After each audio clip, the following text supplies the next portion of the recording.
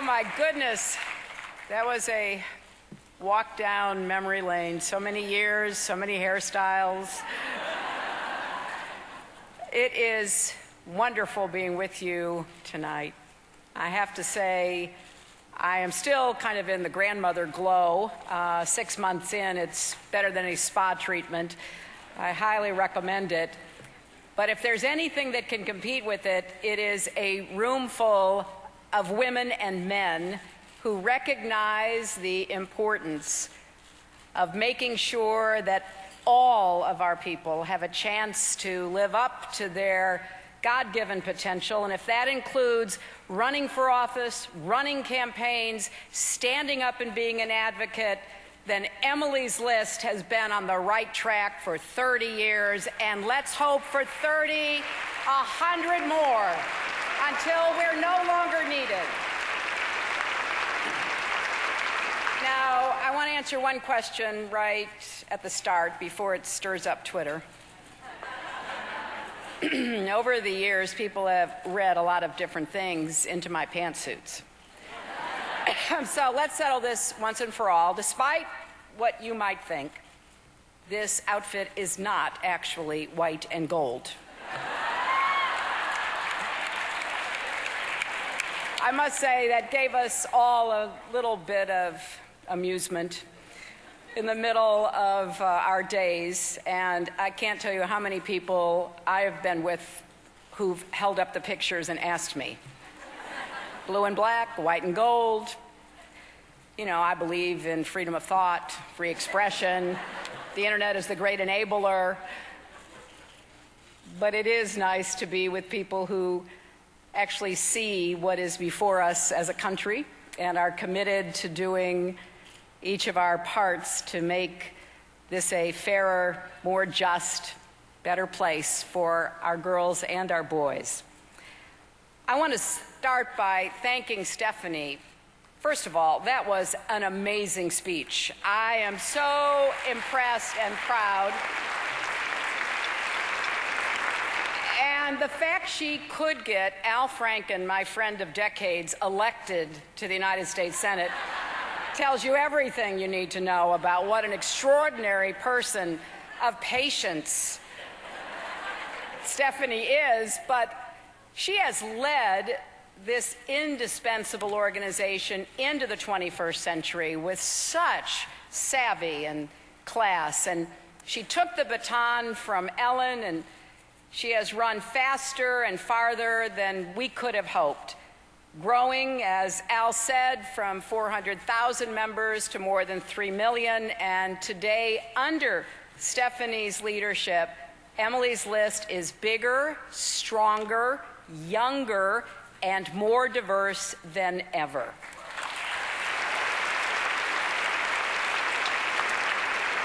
So this anniversary is a chance to celebrate how far we have come together and where we still need to go and why it matters, not just for women, but for the entire country. Now, I have to confess, sometimes I do feel like a broken record saying that. I know there are still some people who roll their eyes when I or others say that women's issues are America's issues, but they're just going to have to get used to it. I'm going to beat this drum as long and loud as it takes to be part of the chorus that so many of you have been in for so many years. And it's important for us to remember what it was like for women in politics before Emily's List. It's not just that the playing field wasn't level. Women were barely in the game. They couldn't often even get into the arena where the game was being played. And that's the genius that inspired Ellen, who decided to shake things up. On that day in 1985, when she gathered those friends in her basement, none of them could have known exactly what kind of impact they would have. But they did know something very important. They knew that when women participate in politics, the effects ripple out far and wide, and they knew that our country is full of brilliant, talented women ready to step up and lead.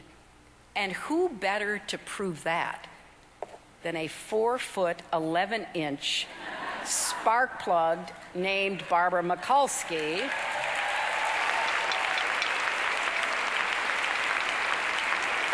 Now, Barbara has great integrity, but that 4'11" may be stretching it just a little. But the old boys never saw her coming. And with the help of Emily's List, the voters of Maryland not only saw her, they elected her again and again and again. Barbara's victory in 1986 was a turning point for this organization, for women in politics, and certainly for the United States Senate. She blazed a path forward, and among her many accomplishments, one that I am particularly grateful for, was when she forced the Senate to allow women to wear pantsuits on the floor.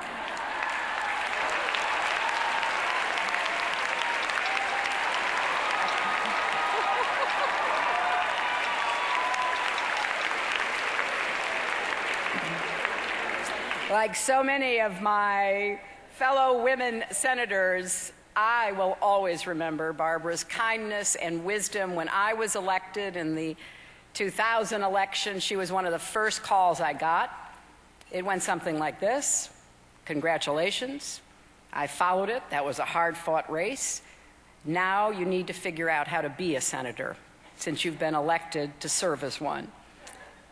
And she came over and sat down with me and started giving me a tutorial that stood me in such good stead. She knew the ropes, but she also knew how to cut through all the hot air. She understands that, yes, we have to work on macro issues, but also macaroni and cheese issues too, and that for hard-working families, they're really one and the same. It's hard to imagine the Senate without Senator Mikulski. We owe her so much. But I'm glad she's going to stay out there raising hell like she always has, and inspiring even more people to consider public service because of the rewards that, despite all of the challenges, come to you. So thank you for everything, Barbara. We love you, and we are grateful to you. Now, Emily's List has gone on to help elect 19 women to the Senate, more than 100, as you've heard, to the Congress, and 11 governors. But in addition, Emily's List has, with your help, recruited and trained more than 9,000 women from every background to run for every office at every level.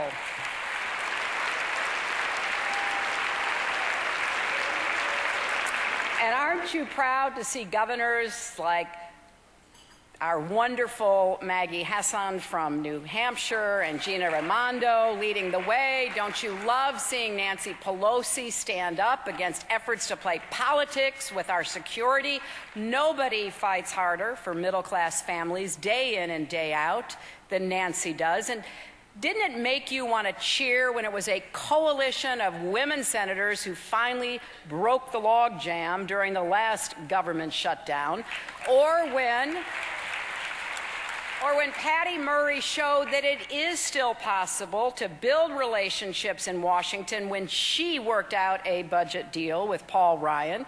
Now, Emily's List helped make all of that happen.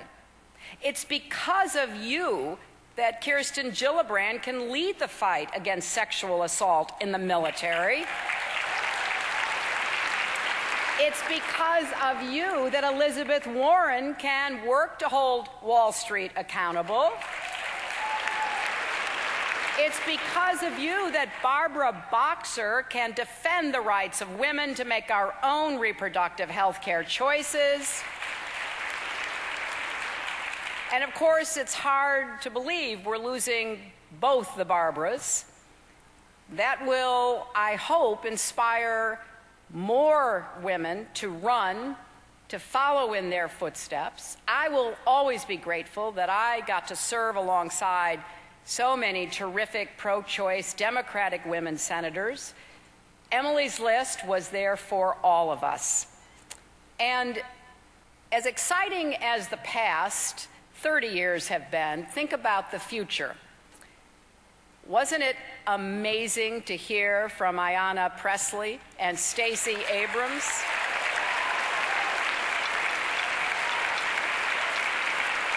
They are both true rising stars, the kind of creative, passionate leaders we need, leaders who know how to find common ground when they can, but to stand their ground when they must. And even in 2014, a difficult year for Democrats, you saw, as Nancy Pelosi introduced them, the 9 new Democratic women now serving in Congress. So all of these women certainly fill me with hope about what we can accomplish together, and also remind me that we're not just standing up for women, but for all people, and for our families, our communities, our country, and indeed, the kind of world we want for our children. We're fighting for an economy that works for everyone and includes everyone. That is the only way to achieve broad-based growth and prosperity in a world that is growing more competitive and interdependent every day. We can't leave talent on the sidelines, given the pressures and challenges we face. Not women, not the millions of young people who are out of school and out of work, not the long-term unemployed, not everyday Americans who've worked hard for years but find it tougher and tougher to get ahead. As Secretary of State, I spoke around the world about a new participation age, and that's what we need here at home as well. Next week, as part of our No Ceilings project at the Clinton Foundation, I'll be joining Chelsea and Melinda Gates to unveil a sweeping new global report full of evidence about how when women and girls have opportunities to participate fully, they lift up not just themselves, but their families, their economies, their entire societies. We know that women moving into the workforce in large numbers helped America's economic growth over the past 40 years. The average family in our country would be earning $14,000 less, and our gross domestic product would be about $2 trillion smaller if those women hadn't gotten jobs and paychecks. But unfortunately, today, there are too many policies and pressures that make it harder for parents, men and women alike, to work while also raising a family. Many parents don't have access to sick days or paid family and medical leave. It's hard to find quality, affordable child care. Work schedules are too often far from predictable or flexible, and sometimes simply unfair, taking advantage of low-wage workers. And it still is an outrage that so many women are paid less than men for the same work. Now, these are not just problems for women. They are problems for families and for our entire economy. I mean, let's be honest here. Our families look different than they did decades ago, and so do our jobs.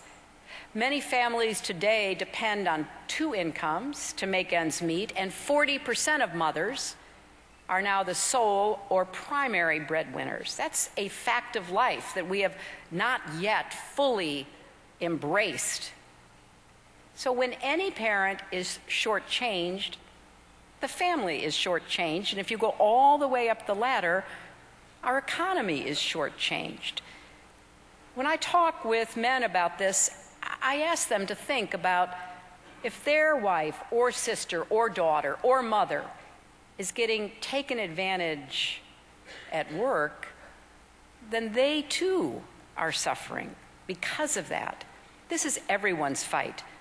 We have to fight it together. We have to win it together. And that means making sure women have the legal tools they need to demand fairness at work and real transparency that makes accountability, enforcement, and negotiation possible. As a nation, we know that the American middle class was built in part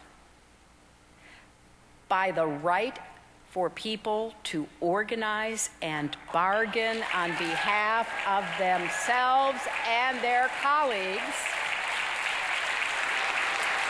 And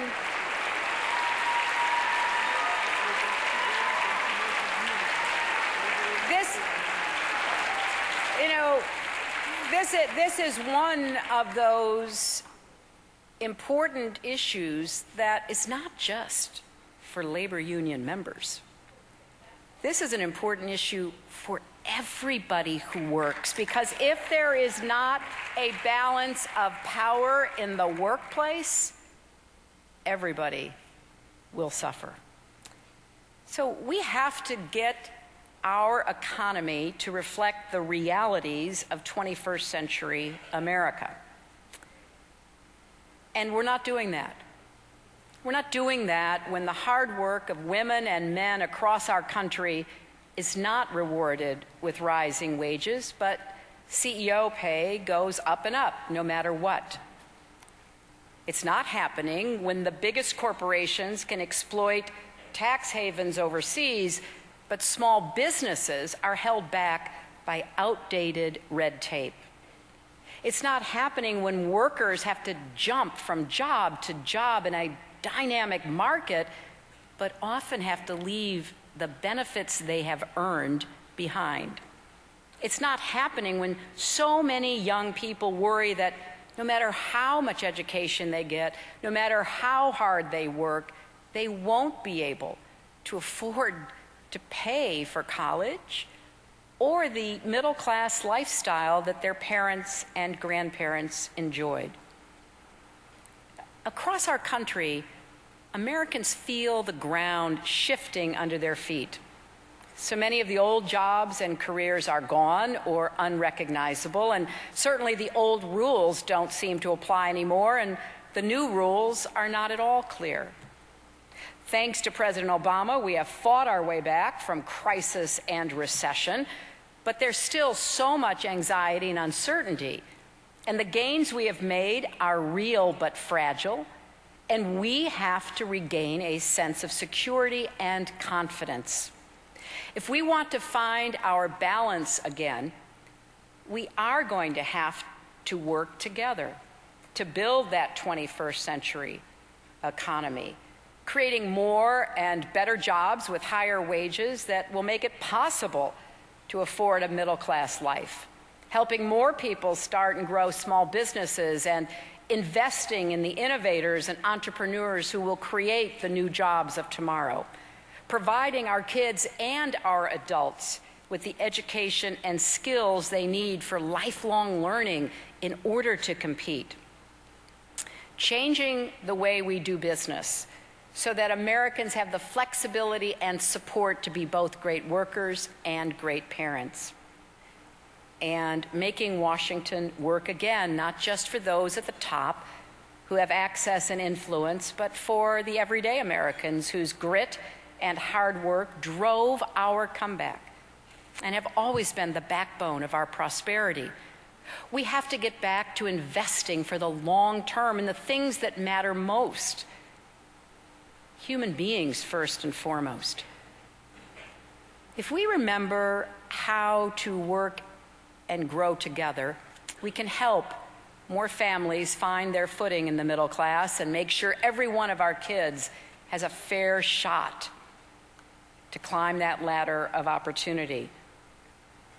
Yes, Emily's List has always supported pro-choice Democrats, but if you look at the agendas of those pro-choice Democrats from City Hall through the Congress, we can see that they also stand for the kind of positive prosperity that has made it possible for so many of us to leapfrog our grandparents and our parents.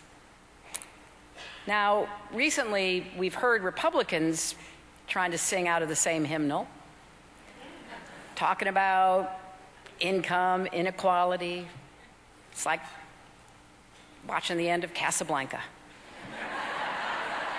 Oh my goodness, people are talking about it. Round up the usual suspects. Well, in fact, we do not want to discourage their newfound interest, but we're not buying that old trickle-down economics that didn't work before and can never work again because it defies arithmetic and reality. So we welcome them to come with their ideas, and we will match them. And that's what elections should be about. Elections should be contests of ideas. And I think Emily's List has proven that in that contest of ideas, women who are willing to enter the arena well-equipped in some great measure by the support they get from Emily's List can make their case, can be elected. And when I think in my own life history, I'm like so many of you in this room and others whom I have met across the country. My grandfather was a factory worker, started at the age of 11, worked until he was 65 and got to retire. His son, my father, went to college, was a small businessman who worked really hard and made a good life for us. My mother had a terrible, abusive childhood, had to leave at the age of 14 to go to work in order to support herself, having been abandoned by both her parents and her paternal grandparents, never got to go to college, but had a spark of resilience that kept her going and gave her the capacity to create a family filled with love and support. When I hear stories like Ayana's and others, I nod my head, and I saw a lot of other heads nodding. Because just as she had a mother whose voice still echoes in her head, so did I. And how fortunate I was, and how we want that to be the experience of all of our children. Along life's way, you get a chance to make millions of decisions. Some of them are big, like do you run for office?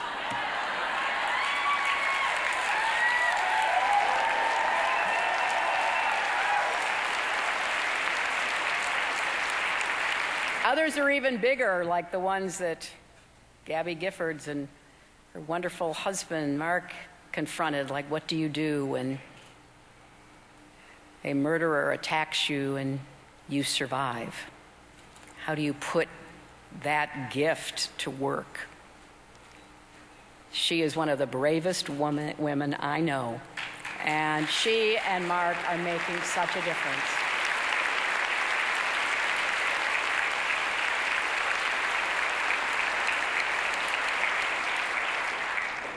So we have, as Stephanie reminded us, a lot to do in the next 20 months. And we need to listen to the voices of those who set us on our own life journey and those who we still meet with and encounter. When Bill and I were at the hospital waiting for our granddaughter to make her grand entrance,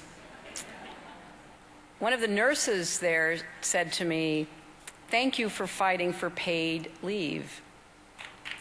And I looked at her and I thought, here she is taking care of other people's babies and having to worry about what happens when her child gets sick and how she makes all of that work. Her words stayed with me. You know, I remember being a young mother and having all of the balancing acts that we all have to do. And I remember one morning getting ready to go to court, and my babysitter was sick and my daughter was sick, and I was calling desperately to find somebody to come. Finally found a friend who came and stayed, thankfully, but it just made me so sick inside because I had to leave my daughter. And I rushed home after I finished in court, and Chelsea was fine sitting there, you know, with my friend. And for the first time all day, my heart stopped aching. That was one day for me. But for so many moms and dads, that ache is with them every day. That's what the nurse was talking about. That's what we have to stand up for. That's what Emily's List is fundamentally about. When I look at this room, I see leaders.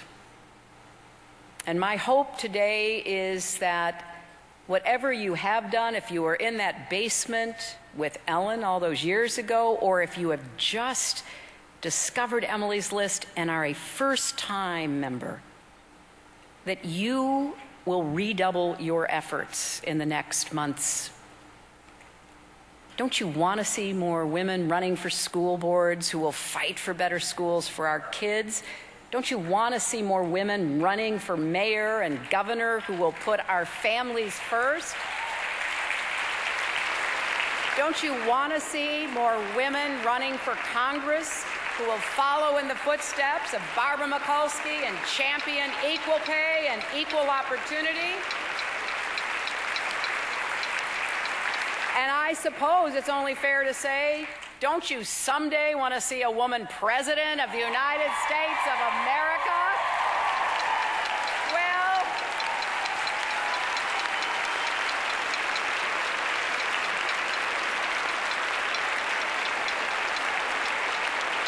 Well, in many ways, all of these questions can only be answered by you. So please be recommitted. Recommitted to Emily's List. Do everything you can to help us organize. Take up Stephanie's challenge. Spread the word. Talk to each other. Let's make this a movement. Let's be sure that we do all we can to fulfill the vision of Emily's List. The women who have gotten out there in the arena, those who have won and those who have lost, and I've done both. You actually learn more from losing. But stand with them, stand for them, and be sure that it's not just an evening like tonight, but a commitment every day, because there is so much at stake. I'm grateful that Emily's List has been there for 30 years, and I am so appreciative to all of you who have made that possible. Now we just have to resolve that it probably will be even harder. The stakes couldn't be higher for American women, American families, and America's future.